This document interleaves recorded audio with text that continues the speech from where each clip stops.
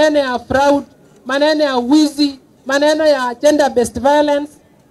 Hayo ni mashida ama majanga ambayo yanatokana na ukunywaji wa pombe. Pombe haramu. Illicit brews. Ukiwa na information ya kitu fulani na ukae nayo, utakuwa unasaidia askari. Ukijua information yoyote na mko na namba zetu, tafadhali tupikieni ili tu act mara moja. Hapa Manga wasee wanapenda kujinyonga. Wasee tu si wa mama.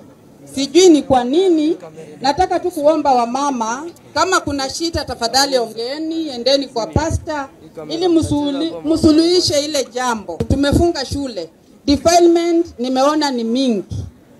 Nashangaa tu mtu mzee kabisa anachukua mtoto mlemavu alafu anamnajisi.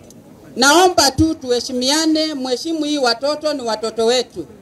People of Manga, tafadhalini tushirikiane, to share information, at least tuhakikishe Manga imekuwa calm throughout as we approach festive season and other activities.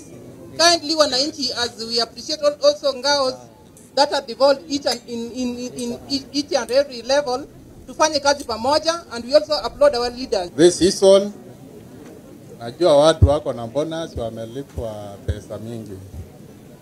So the fraudsters wametake advantage ya the situation, especially people come posing as watu wa kuregister M-Pesa and what have you.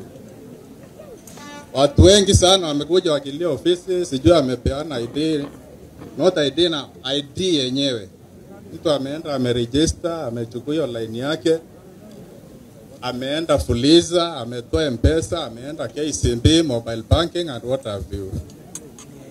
So kwa sababu tuko kwa hii kikao na niko hapa na watahadharisha anybody coming posting that yeye ni mtu wa maybe Safaricom what, never give out your ID to anybody.